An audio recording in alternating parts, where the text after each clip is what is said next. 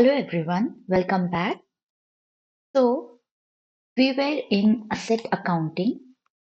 Sorry, we were in FIMM integration, right? And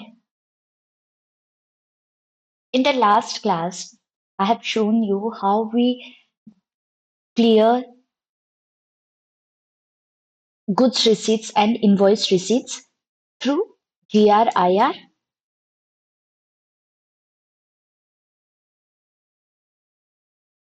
clearing account.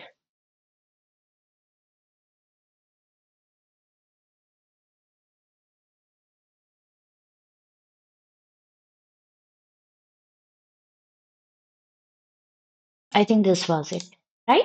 Yeah. So,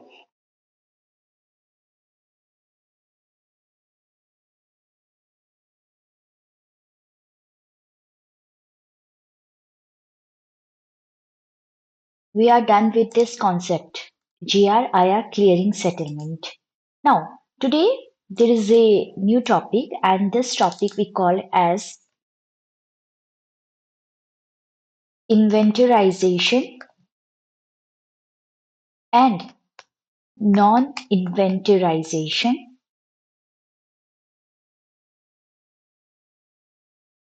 of freight, or you can say transport charges. Freight or transportation, one and the same thing. ठीक है? तो inventorization and non-inventorization of freight or transport charges एक-एक cover करेंगे. First we will cover inventorization. क्या होता है inventorization? जो suppose अगर हमारा जो vendor है, right? If you say we have a vendor, right?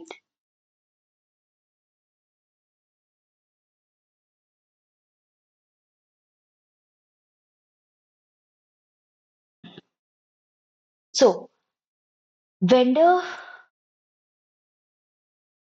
7010, ये है हमारा वेंडर. और हमने क्या किया था, अभी तक हम जो कर रहे हैं वो ऐसा कर रहे हैं कि हम वेंडर से गुड्स लेते हैं, right? We give the purchase order. Against the purchase order, we receipts the goods followed by invoice receipts. ठीक है.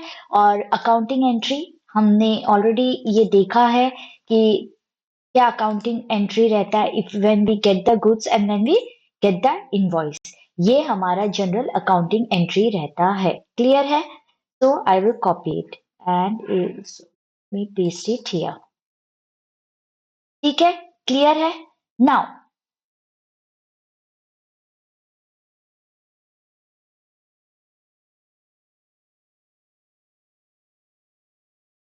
fine.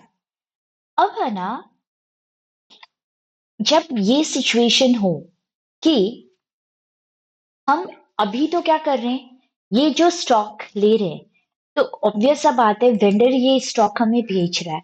अब वो किस भी मोड ऑफ ट्रांसपोर्टेशन से हमें भेज रहा है, वो भी वो खुद बेयर कर रहा है, राइट? उसका कॉस्ट या उसका चार्ज भी वो खुद बेयर कर रहा है, राइट? लेकिन when there is a situation, just hold on. So yeah, in A situation जब वेंडर ये बोल रहा है कि मैं सिर्फ गुड्स भेजूंगा, जो भी रॉ मटेरियल है वो मैं भेजूंगा, लेकिन ट्रांसपोर्टेशन का खर्चा मैं नहीं उठाऊंगा, आपको खुद से अरेंज करना है. That means definitely now there is two vendors, there are two vendor, one vendor for raw material, clear है, and another will be vendor for freight charges, और you can say transportation charges, क्योंकि अब दो vendor है. Clear है? तो जब definitely दो वेंडर है, तो इन दोनों का ही जो खर्चा होगा, ये दोनों कॉस्ट हमें ये स्टॉक खरीदने में लगा. तो एक सिचुएशन तो ये बनती है कि एंट्री क्या होगा, गुड्स सपोज अगर हमारा जो अभी तक 1000 का था और GIIR क्लियरिंग अकाउंट भी हमारा 1000 का था, से फॉर एग्जाम्पल, ठीक है. और अगर हम किसी और वेंडर से ले रहे हैं ट्रांसपोर्टेशन, लेकिन वो ट्रांसपोर्टेशन में क्या आ रहा है, आ तो यही गुड्स रहा है, तो ओवरऑल हमारे इस गुड्स का कितना कॉस्ट पड़ेगा, टू फ्रेट, तो वो फ्रेट चार्जेस में चला जाएगा। और जैसे कि एक मिनट, फ्रेट क्लियरिंग अकाउंट, ठीक है। So the amount will be, से फॉर एग्जाम्पल अगर सपोज अमाउंट 100 है ना, ट्रांसपोर्टेशन का खर्चा 100 था, तो टोटल उस गुड्स का कॉस्ट कितना पड़ा हमें, 1100। क्लियर है। ये वो सिचुएशन है जब हम दो वेंडर, अलग अलग वेंडर है, और दोनों से, एक से मटेरियल ले रहे हैं और एक से वो मटेरियल पहुंचने के लिए, गुड्स बनाने, जो भी गुड्स है उसको पहुंचाने के लिए ट्रांसपोर्टेशन यूज करें दूसरे वेंडर से, तो ओवरऑल हमारा वो गुड्स कितने का पड़ा, 1100, क्योंकि ये हम 100 देंगे इस वेंडर को, राइट, 710, और ये भी जो वेंडर होगा, जो भी है होगा, वो हमें definitely we will create it now, है ना। अब ये है कि वही, अगर इनवॉइस रिसीट, अब ये भी क्वेश्चन होना चाहिए, ये क्रेडिट भी क्लियरिंग में ही होगा क्या, ऑफ कोर्स क्लियरिंग में होगा। आप खुद सोचो, ये हम क्यों क्रेडिट करते हैं, क्योंकि अभी तक रियल टाइम में हमें इनवॉइस मिला नहीं है वेंडर से, right, there is a time gap between getting the invoice. तो सेम तो चीज फ्राइट के भी, फ्रेट में भी होगा ना। अगर फ्रेट से हमें ट्रांसपोर्टेशन से गुड्स मिल गया, लेकिन उस ट्रांसपोर्टेशन से गुड्स जो मिला, वो ट्रांसपोर्टेशन का अभी तक हमें इनवॉइस तो नहीं मिला, कि उस, ये वेंडर हमें अभी जितने भी खर्चे लगे, इधर जो 100 है उसका हमें इनवॉइस रिसीट्स तो भेजना बाकी है ना, तो गैप तो इसमें भी है, राइट। तो इसलिए ये फ्रेट क्लियरिंग अकाउंट में हमारा क्या हो जाएगा, क्रेडिट हो जाएगा। एंड वही, अगर इनवॉइस रिसीट्स करते हैं तो ये, एक तो GRIR क्लियरिंग टू, वो जो वेंडर है, वेंडर कौन, vendor for raw material, it will be same entry, and another entry will be what, another entry will be this trade clearing account, now this time will be debit, and definitely the vendor account will be credit, but कौन सा vendor, vendor for credit charges, clear है। तो ये जो process होता है ना, ये जो अभी मैंने आप लोगों को अभी तक जो बताया, इसी को इन्वेंटराइजेशन बोलते हैं। इन्वेंटराइजेशन का मतलब क्या होता है, कि जो फ्रेट का खर्चा है वो हमारा स्टॉक या रॉ मटेरियल या इन्वेंट्री में भी, इन्वेंट्री में ही एड अप होके आ रहा है। क्लियर है। अब इस चीज को हम प्रैक्टिकली भी देखते हैं। वन मोर थिंग, अगर किसी को ये लग रहा है कि हमें इसके लिए क्या दो पीओ क्रिएट करने की जरूरत है, तो नहीं, हम दो पीओ क्यों क्रिएट करेंगे, आफ्टर ऑल ये जो वेंडर है और ये जो वेंडर है, इन दोनों वेंडर से जो भी सामान आ रहा है वो हमारा हो तो एडअप टू इस पर्टिकुलर गुड्स में ही हो रहा है ना, तो ये सिंगल परचेज ऑर्डर से भी क्रिएट हो जाएगा। और कैसे होगा वो मैं अभी शो करती हूँ। क्लियर है। So let's start now. Concept clear है। हमें अब ये एंट्री चाहिए, गुड्स रिसीट्स के लिए ये, एंड इनवॉइस रिसीट्स के लिए ये। क्लियर है। So let's start doing the, seeing it practically.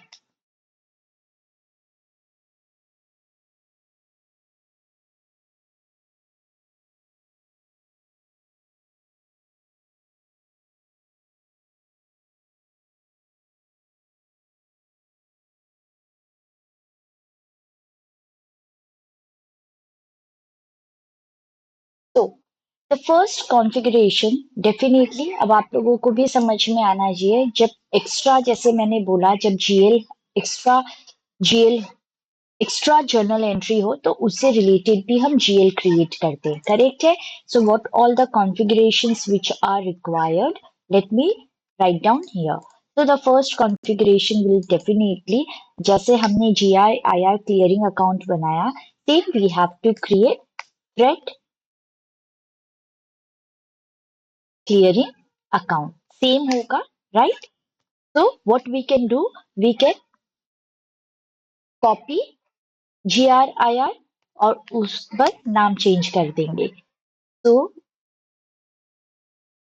this is GRIR, just copy it, and 2016, just press enter, ठीक है।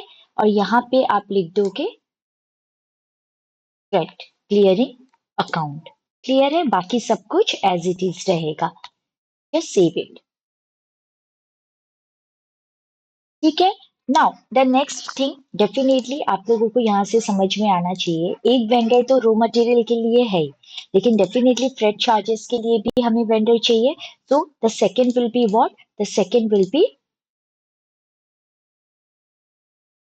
We have to create freight vendor account. Clear है? सो लेट्स कम टू, ये याद रखना, it is 2016। ठीक है? The GL account. Now come to SK01। Now definitely हम जैसे नॉर्मल क्रिएट करते हैं वैसे क्रिएट करेंगे। आप चाहो तो आप रेफरेंस भी लेके क्रिएट कर सकते हो। अब आपको ऑलरेडी पता है हमारा GRIR का 7010 इज द वेंडर। तो हम ये अगर सेम 7010 का एज इट इज हमें चाहिए, तो only difference will be on the general data, company code data and purchasing organisation data सब सेम रखते हैं। और जनरल डेटा में क्या होता है? जनरली वेंडर का नाम, वेंडर का एड्रेस। तो ऑब्वियस सा बात है ना, वेंडर जब दो अलग अलग है तो उनके नाम और एड्रेस भी अलग होंगे। तो we can even copy the existing vendor to this vendor, the new which we are creating. ठीक है? यहाँ पे भी आप Z89 लिख दो and just press enter. Once you press enter, definitely आपको Fred vendor, so I will just write down as Fred vendor only with this name only. ठीक है? Fred vendor account ही लिख देते हैं and just press enter. और कुछ हमें लिखने की जरूरत नहीं है because already pre-filled ही होगा। Company code data and purchasing organisation data, देखो सब कुछ फिल्ड है क्योंकि मैंने कॉपी कर रेफरेंस लिया था GRIR वेंडर का। क्लियर है? आप इस तरीके से भी कर सकते हो, और नहीं तो जैसे हम फ्रेशली अब तक करते आ रहे हैं, you do not give anything on reference. अब नॉर्मली भी जैसे क्रिएट करते आप कर सकते हो। ठीक है? Just yes. तो 7011 हैज बीन क्रिएटेड। ठीक है, परफेक्ट। नाउ नेक्स्ट, तो ये हमारा हो गया 7011। ठीक है? नाउ डेफिनेटली हम चाहते हैं ये GL हमारा ट्रिगर हो। तो GL कैसे ट्रिगर होगा? अगर हम असाइन करेंगे। क्लियर है? So we will assign it now. So assign freight clearing account. कहाँ पे असाइन करते हैं? OBYC में, आप लोगों को पता ही है। तो फ्रेट क्लियरिंग GL अकाउंट ऐसे लिख लेते। ठीक है? तो come here and come to /NOBYC। अब जैसे आप लोगों को पता है, हमें अब मैंने ऑलरेडी बताया भी था कि जैसे इ, इसका ट्रांजैक्शन इवेंट की BSX है, GRIR का WRX है, राइट? वैसे ही हमारा I will write down here. ठीक है? वैसे ही हमारा फ्रेट क्लियरिंग के लिए भी जो ट्रांजैक्शन इवेंट की है ना, वो है FR1। क्लियर है? तो हम FR1 के अगेंस्ट GL असाइन कर देते हैं। चलो, तो come here and search FR1। यहाँ आप देख रहे हो फ्रेट क्लियरिंग अकाउंट। आप डबल क्लिक करो। The chart of account is already there. Now आप ये फ्रेट जो वेंडर है ना, ये हम एक ही बार करेंगे। हम अगर सपोज GRIR जब क्लियरिंग करते हैं, तो GRIR क्लियरिंग जो भी स्टॉक के अगेंस्ट होता है, स्टॉक्स तो बहुत नेचर के हो सकते हैं। रॉ मटेरियल हो सकता है हमारा, फिनिश्ड गुड्स हो सकता है हमारा, right, and semi finished goods हो सकता है। तो इसलिए हम वहां पे क्या करते हैं, इट्स बिकम नेसेसरी कि हम वैल्यूएशन मॉडिफायर और वैल्यूएशन क्लास भी असाइन करें, so that her valuation modifier और क्लास के अगेंस्ट अलग अलग जीएल स्टॉक के हो, लेकिन फिलहाल तो फ्रेट का एक ही कॉन्सेप्ट है और एक ही वेंडर हम क्रिएट करें, तो जरूरी नहीं है आप इसको इस क्लास में असाइन करो when there is single account, है ना। तो हम क्या करेंगे, definitely we have to give the posting की और हम सीधा अकाउंट दे देंगे, नो नीड। जब हम, है ना, वैल्यूएशन मॉडिफायर वैल्यूएशन क्लास तब देते जब बहुत सारे लाइक हमें क्रिएट करने हो। अब स्टॉक से रिलेटेड अगर हो तो stock could be of different nature, right, GRIR हो, लेकिन और अभी आने वाले टाइम पे हम बहुत बार करेंगे जीआईआईआर विद डिफरेंट डिफरेंट कंडीशन, लेकिन फ्रेट का ये एक सिंगल कंडीशन है जो मैं अभी आप लोगों को समझा रही हूँ। इसलिए नॉट नेसेसरी कि आप उसको वैल्यूएशन मॉडिफायर वैल्यूएशन ग्रुपिंग को आप चाहो तो दे सकते हो, but I am telling it's not necessary क्योंकि एक सिंगल अकाउंट ही है, right? So the only thing is required that you have to give the FRET clearing account number, which is 2016. Clear hai? So just mention as 2016 and just press enter and save it. So we are done with this. Clear hai? Now definitely अब हम इसको practically करेंगे. The first next step will be we have to create PO. ठीक है? So let's create it now. Come to /n me21n. ठीक है, press enter. और जैसे मैंने बोला था हम एक ही परचेज ऑर्डर के अगेंस्ट दोनों वेंडर असाइन करेंगे, तो कैसे करेंगे चलो देखते हैं। ये पीओ है, यहाँ पे तो आप मेंशन करोगे रॉ मटेरियल का जो वेंडर है जो अब तक हम करते आ रहे हैं, right. Come to header, fill करो, कम टू आइटम ओवरव्यू। ठीक है, यहाँ पे अपना जो भी मटेरियल मास्टर है दो, अपना क्वांटिटी आप 2 लिख लो, डिलीवरी डेट आज की लिख लेते हैं 5/2/2025। ठीक है, net price let it be 100, quantity is 2, net price is 100। ठीक है, now ZE89 and ZE89 and just press enter. ठीक है, नाउ कम टू कंडीशंस। अब कंडीशन में क्या हो रहा है ना, ये जो है ना, ये कंप्लीट, दिस इज व्हाट, ये जो कंडीशन टाइप है, this is triggered from the pricing procedure. ठीक है, अब वो क्या होता है वो मैंने अभी आगे बताऊंगी। तो यहाँ पे तो हम क्या करते हैं, यहाँ पे हम मेंशन करते हैं जो हमारा मटेरियल का क्वांटिटी है और मटेरियल का प्राइस है। यहाँ पे 100 रुपीज था और यहाँ पे हम क्वांटिटी को चेंज करके 2 कर देते हैं and just press enter. So now we have changed the quantity. Clear hai? Now what we will do, the condition type of threat is what, ये मैं आप लोगों को दिखा देती हूँ, चलो नहीं तो कंफ्यूज हो जाओगे आप लोग। सी, come to M-08। ठीक है, M/, this is the pricing procedure. By default हम जो प्राइसिंग प्रोसीजर फॉलो करते हैं ना वो ये है, can you see, purchasing document RM000, आप इसको सेलेक्ट करो and come to control.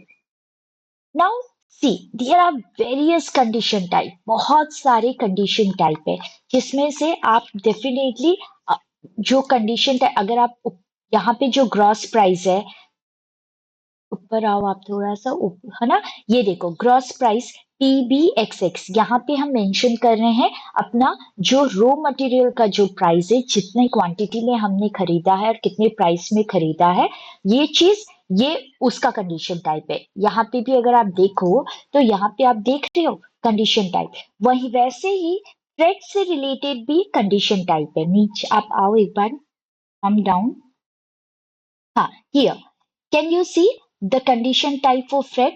FRA1, FRB1। The difference is only that कि अगर आपको परसेंटेज, सपोज फॉर एग्जाम्पल, पहली बात तो कंडीशन टाइप है तो आपको कंडीशन टाइप तो मेंटेन करना ही पड़ेगा, क्योंकि कंडीशन टाइप के अगेंस्ट ही मैं ये चीज दिखा रही थी। आप यहाँ पे आओगे ना, जस्ट कम, आगे बढ़ो आगे बढ़ो, ये जो है ना FR1, Can you see this is the FR1 which is our transaction event की, है ना? और इसी के अगेंस्ट हम क्या कर रहे हैं, जीएल अपना असाइंड कर रहे हैं। अगर आप ऊपर भी जो PBXX है ना, यहाँ पे भी अगर आप आगे आओ, यहाँ पे कुछ मेंशन नहीं है क्योंकि आप लोगों को याद होगा हमने जब सिंपल एंट्री किया था, राइट? जब हमारा नॉर्मल एंट्री था, जब मैं ये आप लोगों को विदाउट फ्रेट समझा रही थी, तो हमारा जीएल कैसे असाइन हो रहा था, इस तरीके से असाइन हो रहा था। ओबीवाईसी में मैंने बताया था गुड्स रिसीट्स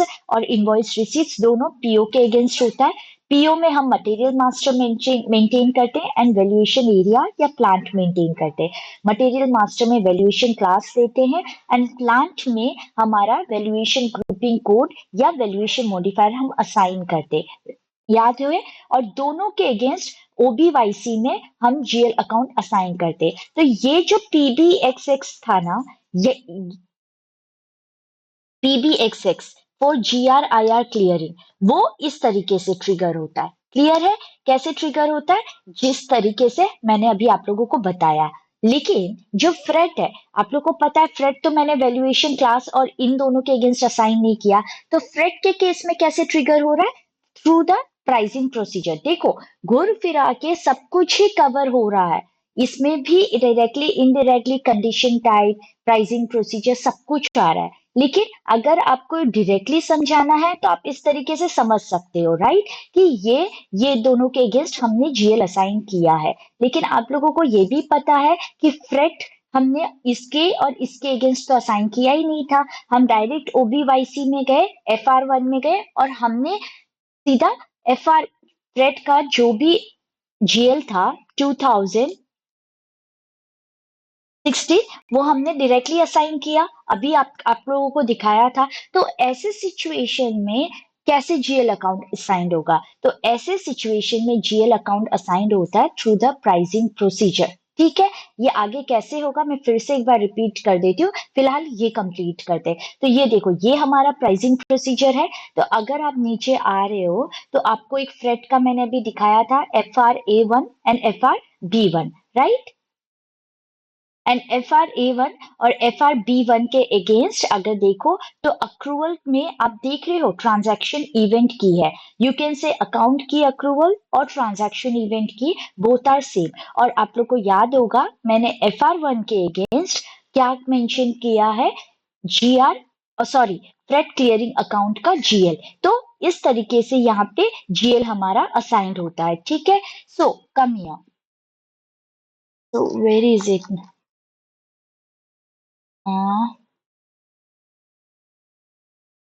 आप पोजीशन में भी सर्च कर सकते हो, बट मुझे यहीं आसपास ही था, राइट? FRA1 and FRB1।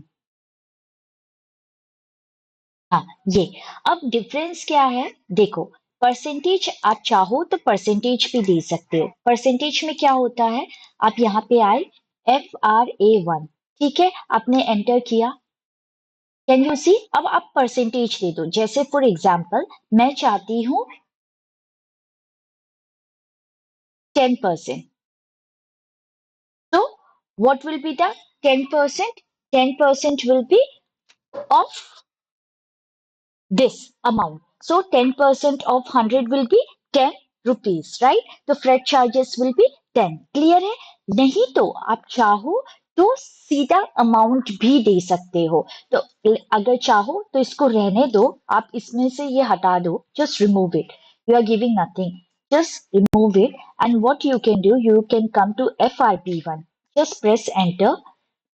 ठीक है, अब आप देख रहे हो FRA1 FRB1 दोनों है, इसमें बस परसेंटेज देते हैं, इसमें एब्सोल्यूट वैल्यू देते हैं। अब सपोज मैंने है ना फ्रेट चार्ज क्या क्या ले लिया, अमाउंट 50, आप 10 भी ले लो, या जैसे अभी मैंने 10% लिया तो आप सीधा 10 भी लिख सकते हो, मैंने चलो 50 लिख लिया। ठीक है, यहाँ पे मैंने 50 कर लिया। ठीक है, that's it, everything is fine, just press enter.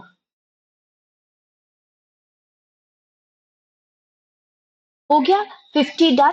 अब मैं डेफिनेटली कहीं तो मुझे मेंशन करना पड़ेगा ना फ्रेट वेंडर, तो आप एक बार नीचे आओ, come to this, don't come, ये वाला नीचे नहीं बोल रही हूँ मैं, ये जो कंडीशन टाइप का ये आप देख देख रहे हो ये नीचे जो लाइन आइटम है ना, यहाँ पे साइड में ये स्क्रॉलिंग है, तो आप ये इससे करके आप नीचे आओ, come down, where is it, and also come you have to use this also because यहाँ पे एकदम नीचे आओगे ना, यहाँ पे आप देख रहे हो ये condition detail, come to condition detail, select condition for detail, okay, ये सेलेक्ट करो। अब फ्रेट का आपको वेंडर असाइन करना है, यहाँ पे सेलेक्ट करो and can you see the vendor, यहाँ पे आप मेंशन कर दो फ्रेट वेंडर, तो 7001, सॉरी 7011, राइट, 7011 था हमारा फ्रेट वेंडर।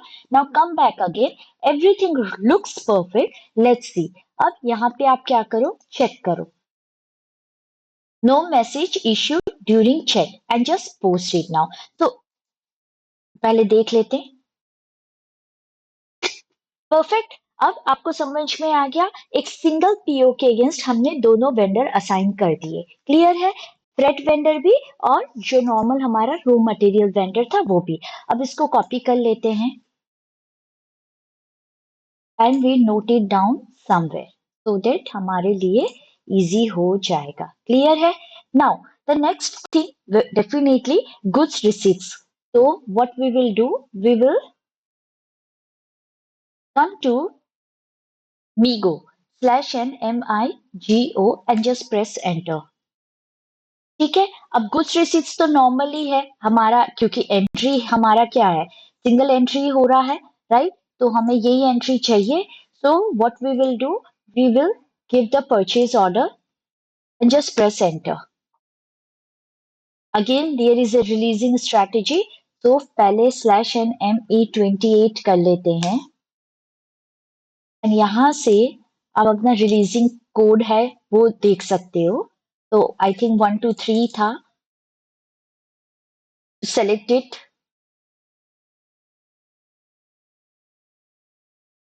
ठीक है, give your purchase order, execute it, select it, release it, save it, फिर to your document number, execute it, select it, release it, save it. 3, same, you have to repeat it, select, release, save. Fine, चलो अब MeeGo करते हैं, MIGO, goods receipts, ठीक है, just press enter. अभी तक तो सब कुछ सही है, item okay and check, document is okay, post it, clear है, हो गया। अब यहीं से आप चेक कर सकते हो, just come to display, document info, FI document and can you see the entry, मैंने यही बताया था, अभी डेफिनेटली हमारे सिचुएशन में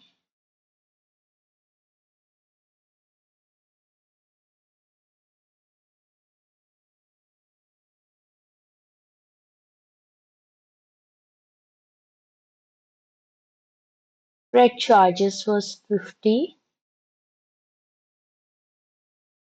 I understand that, but I have given the quantity 2, right?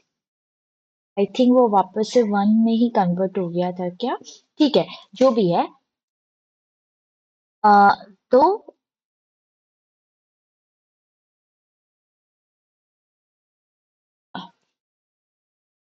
What is the entry, where was the entry here, तो मैंने क्या किया था, 50 लिया था, राइट, तो 50 was the freight charges and GIR clearing was 100 and then it took as 150, clear है।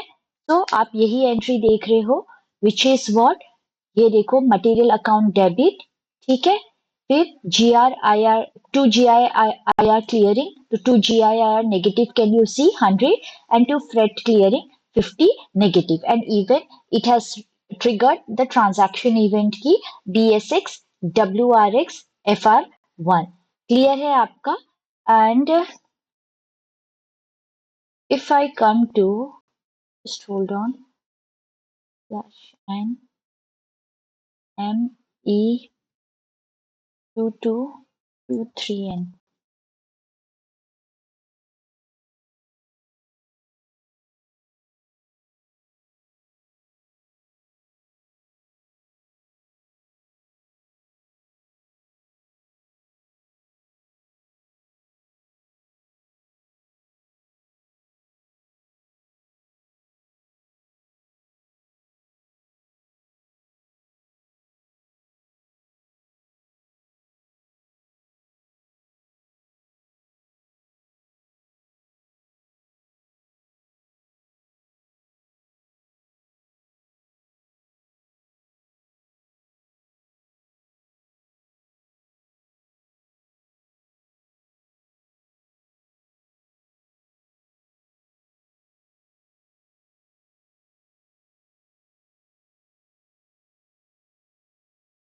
Okay, ठीक है।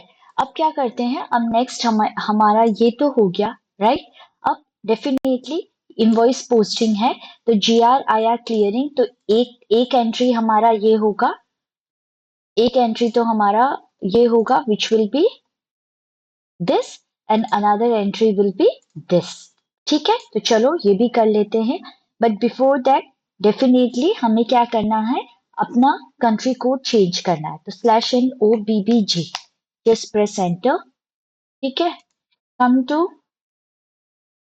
your country key and here give your text procedure and save it. So this is done. Now come to /N MIRO, and इधर आप दो अलग अलग entry करोगे, right? एक तो आप नॉर्मल यूज पिरामिड, ठीक है, एक तो आप इन्वेंट्री से रिलेटेड और एक फ्रेट से related, right? So come here, select your purchase order number, and here in case of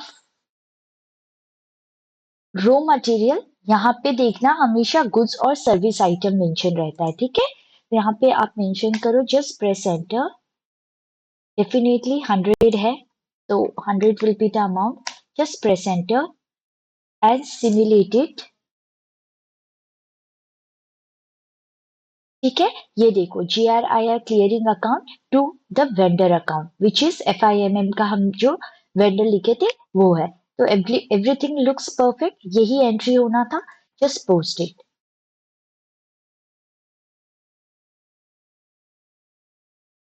अब डेफिनेटली एक फ्रेट से रिलेटेड भी हमें इनवॉइस पोस्टिंग करनी होगी, ये तो हमने देख लिया, ये भी करना है 50 का, तो वापस से करेंगे सेम चीज, लेकिन the only difference is that purchase order जरूर देना, ये भी देना। The only difference is that this time definitely it is related to delivery, तो प्लान डिलीवरी कोस्ट आपको सेलेक्ट करना होगा। क्लियर है? And just press enter.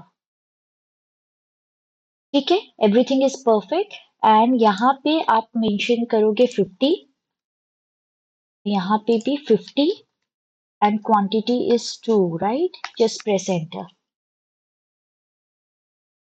This is maintain tolerance limit for tolerance key KW. So there is a tolerance का error. So there is some KW.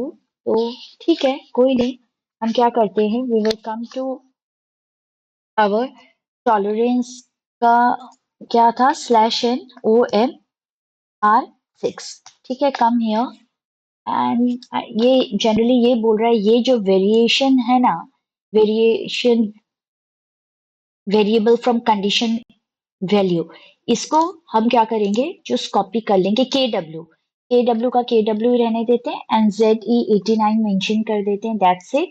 And यहाँ से ये हटा देते हैं, ये हटा देते हैं, एंड जैसे हम अब तक 50 मेंटेन कर रहे थे, we will maintain the same here, and just press enter and save it. ठीक है, वापस से करते हैं, चलो, /NMIRO, and here is, sorry, come here and give your this date delivery है, सही है, जस्ट प्रेस एंटर। यहाँ पे 50, यहाँ पे 50, two, just press enter. Everything looks perfect, और कुछ करना है नहीं करना है, just simulate it and you should get the entry freight clearing account debit to freight vendor account credit। Clear है, परफेक्ट है, just post it. So it is successfully been posted. So हमने ये चीज चेक कर लिया, which is what inventorization of freight charges. समझ में आ गया? I hope everything is clear. Definitely ये होना भी ये दिमाग में जो था आपके माइंड में कि कैसे हम जीएल ट्रिगर कर रहे हैं, बिकॉज FR1 के अगेंस्ट तो ना हमने वैल्यूएशन क्लास दिया, ना हमने वैल्यूएशन मॉडिफायर दिया है। तो सी हमेशा याद रखना इस सिचुएशन में है ना, जब भी हम ट्रांजैक्शन पोस्ट करते हैं ना, when it's related to freight, तो it always trigger the pricing procedure. ठीक है, जैसे मैंने अभी आप लोगों को बताया भी यहाँ पे प्राइसिंग प्रोसीजर, जब भी हम ट्रांजैक्शन पोस्ट करते हैं तो मैंने आप लोगों को दिखाया था ना, जब हम ME21, अगर एक बार और शो कर देती हूँ, रुको।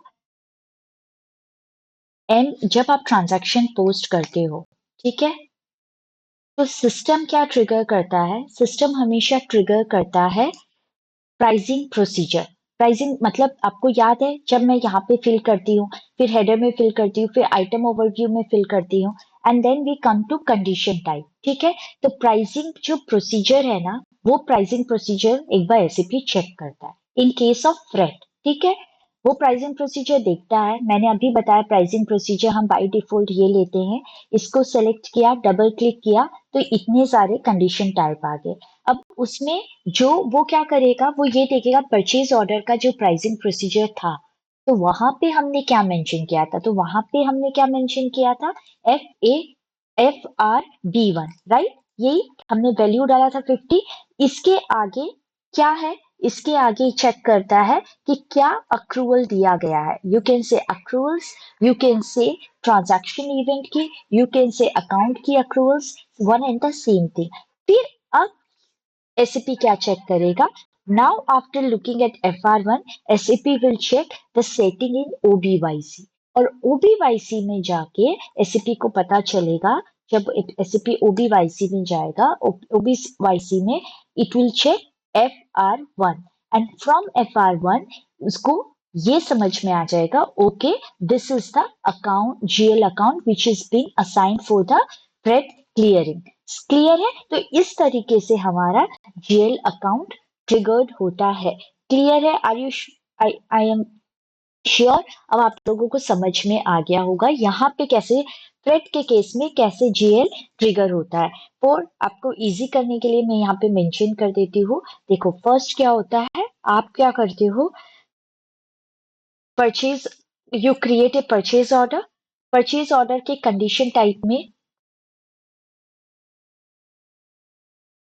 आप फ्रेट का चेक करते हो। आप मतलब सिस्टम चेक करता है, ठीक है, वहां से उसको पता चलता है FR A1 है या FR B1 है। इवन FR C1 भी आएगा जो मैं नेक्स्ट क्लास में कंटिन्यू करूंगी। ठीक है, वहां से ये क्या करेगा, सिस्टम प्राइसिंग प्रोसीजर चेक करेगा।